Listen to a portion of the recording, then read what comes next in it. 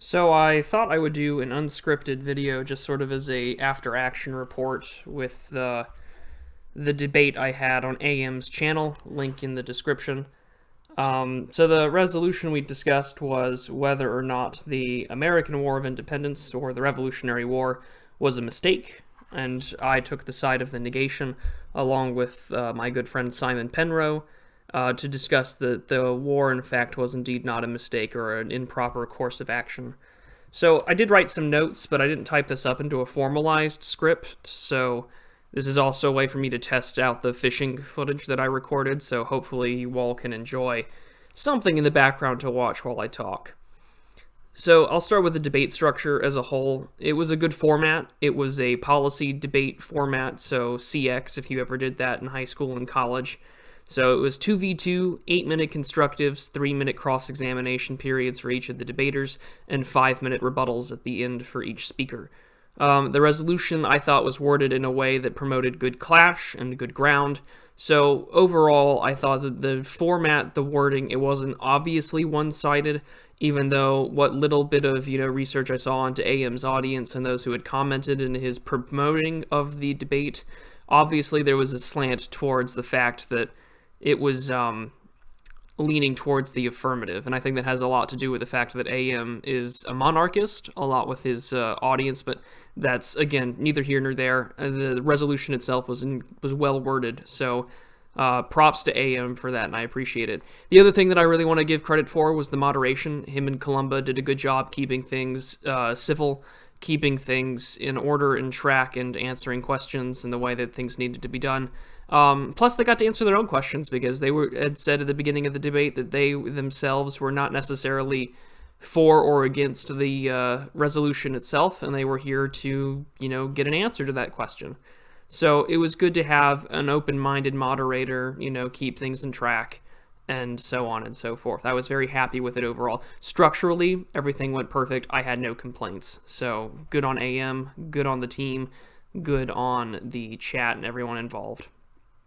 So on to the debate. So from my perspective, so I'll be honest, I did not prep as much as I probably should have. Penro and I had met like the week before to just sort of talk about things and go over things. I originally wanted to approach it from sort of a value voting criterion for the construction. I thought, well, let's do things the old-fashioned debate style. Which is where I originally had thought of the idea, we'll just have the voting criterion and of Burke's concept of inherited rights, and we didn't go for that, obviously, in the debate round itself. I was definitely more prepared from a philosophy and maybe a policy perspective, as you heard in the round. I was definitely oriented around what the crown had done that had led to war, the evolution of an American identity, things from Niccolo and Machiavelli, discussing the concerns of what the crown had done that made war pretty much inevitable, and the course of actions that the Americans took as not a mistake. I was not prepared for what my opponent, Peter Helen, threw right out the window at the start, which was a theological debate, or at least a theological framework, essentially God being the highest authority, and that the American Revolution was a bunch of sort of these deists, and God is not being recognized as the highest authority, and it's important for us to be back closer to the church. Was not prepared, and I think that tells me in the future that I need to brush up on my theology. So for those of you who are listening, if you could provide something in the comments where I should probably get started on a more robust theological understanding in terms of literature, books, essays, videos to watch, I'd greatly appreciate that. Because to me it felt like, okay, we're going to recognize God as the Almighty Sovereign, which of course to me religiously not a problem with that. Yes, God is the Almighty, and Christ is the King of Kings. But like, okay, well, how does this pertain? And I didn't feel like Peter was really relating it to, other than the fact that the only argument that stood out to me that was probably the most interesting was that the American Revolution leads to the American Civil War. 600,000 people died in the Civil War. Clearly, this was a mistake because it led to more deaths, which was incredibly consequentialist, sure, but also incredibly reductive. Like, root cause debate, I think, is usually reductive unless you can inherently prove beyond a shadow of a doubt that there was some sort of like singular root cause, but that almost never happens in a historical context. Because, I mean, really, at that point, you would just say, well, no, 1619 is the root cause, because that's when slavery is introduced, and then slavery doesn't leave the United States until the end of the Civil War in 1865. But, again, the theological argument felt more like, well, we're just going to argue from the position of God and as a Christian, but we're not really going to argue as to why, and so it threw me off. The other thing that really was interesting from my experience and my point of view, of course, I have a debate background I've mentioned on this channel. Cross-examination, what mean? Nobody knows what that meant at all. I did, which is why I asked questions, and then when it was Peter's turn to CX me, you know, I just asked, hey, do you have a question in there? And I wasn't trying my best to be persnickety or anything. It was just like, this is a cross-ex period. I don't want to give you a 3-minute rebuttal, so do you have any questions for me that I can answer and take away your time? Basic debate stuff, but just, yeah, CX in the future, I think that it'll behoove Columba and AM to just inform the audience and to inform the debaters that cross-examination means asks questions. So, on to my performance. Definitely a little jumbled. I could have been a lot more organized. Like I had said, I had done a prep the day of with Penro. We just had a little Google Doc with some sources and some arguments that we had in mind, and I had referred to that throughout the speech. It wasn't 100% well organized or well constructed. I did this usual line by line of my opponent's case, then my case, so on and then off. Which I thought was okay, but like I said, I haven't done a debate in any sort of formal setting in years, not since college, so a little jumbled, but I think that in the future I will definitely prepare more if I decide to do these sort of things again. Like I said, I wasn't prepared to argue from a religious perspective. I didn't think that this resolution was going to necessarily invoke a god or theology, but I will keep that in mind in the future. I could have done a better job sort of with the reductive stuff. Like I had said earlier, root cause arguments I think are usually pretty reductive. But yeah, so my issue with the repetition, I think it could have been answered better. So what I mean by repetition is they're like, well, the Shays Rebellion and the Whiskey Rebellion happens right after the Revolutionary War in the same way that, you know, all the things that led up to the Revolution happened after the 7 Years' War, so wouldn't that prove that, you know, the repetition of history makes a mistake?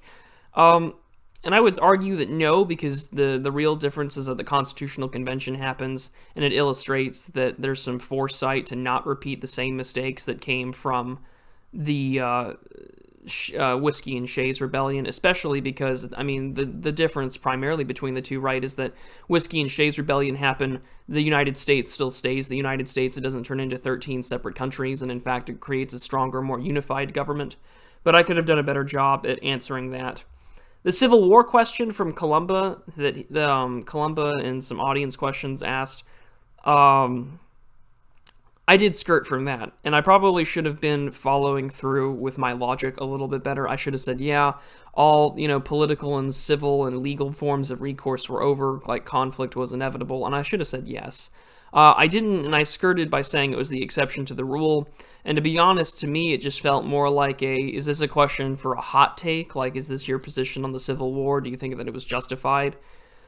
And I mean, historically, with all, you know, matters of perspective in mind, it probably was justified. And I know that that's a hot take to consider, but I mean, I think that that was more of a stated versus a revealed preference, and I should have been more forthright in my response and more adamant to my own logic. So I was being slightly implacable, and that's on me. I think that tells me I need to be better to follow through and consistent with my own logic, especially in an argumentation standpoint. As for the rest of the debate, I thought that it was fun. I had a good time. I had got to meet an interesting cast of characters. I got to meet AM's audience and who he's been associating with in his channel and who he brought on. And it was cool. Like, there's this growing community of people that are up-and-coming channels. AM is one of them. I like to think that I'm one of them. Mr. Patriarch and others that are sort of now becoming to be more involved in the reactionary circles and AA circles. So it was a good time to meet all these people. I enjoyed working with Penro. I got to know him just through a random DM out of the blue several months ago when I started this channel and started my Twitter account. And it was nice to, chat up with him and shoot the shit while we were doing debate prep and get to know each other a little bit better, which is nice. It's always a fun time. And speaking of I noticed in the comments a lot of people were giving Alshire Tory a lot of flack for filler words and ahs and ums. It happens to the best of us. Not all of us are, trained public speakers or know how to, just necessarily take the pause, collect one's thoughts, and then continue. We get nervous, especially when it's our first time doing these sorts of things in a internet blood sports kind of way. Although I have to say this was the furthest thing from internet blood sports, because we weren't doing this for e-drama or clout or for even profit for that matter. I don't think his super chats were even in on this stream. Our channels are still too small to be monetized. Although AM did just reach 1,000 subscribers, so good for him. Congratulations. But Peter had some really interesting arguments, and I probably want to look him up and see what he does. I think he has a YouTube channel. Apparently he's a sort of autodidact kind of guy, very well self-taught on religion. So I would love to hear more what he has to do. So I got to be, introduced to a lot of cool people. Overall, a really good time. So the overall question, I think, at the end of the debate is, will I do this sort of stuff again? The answer is probably. This one wasn't structured like a internet blood sport kind of deal. This wasn't, two people yelling at each other in front of the camera. This wasn't trying to get gotcha moments out of each other. This was merely a structured, rather academic and civil discussion. And for me, I thought that was definitely, the best way to do these kind of things, especially when you're still surrounded by like-minded people. I don't think anyone there was on the left, really, of any particular issue. A lot of us were all sort of on the right. Although we're all different kinds of people on the right. Some of us were reactionary, some of us have our different ideas, like gene theory of morality for Penro, others are monarchists, others are what seem to be Christian fundamentalists. So you have just this wide variety of people on the stream and different ideas. So even though we're all in this sort of, community, we're definitely still very much diverse in our opinions on things. But I would definitely do it again if it were structured like that. If it were a formalized debate setting, some kind of hustings, I would definitely do that sort of stuff again.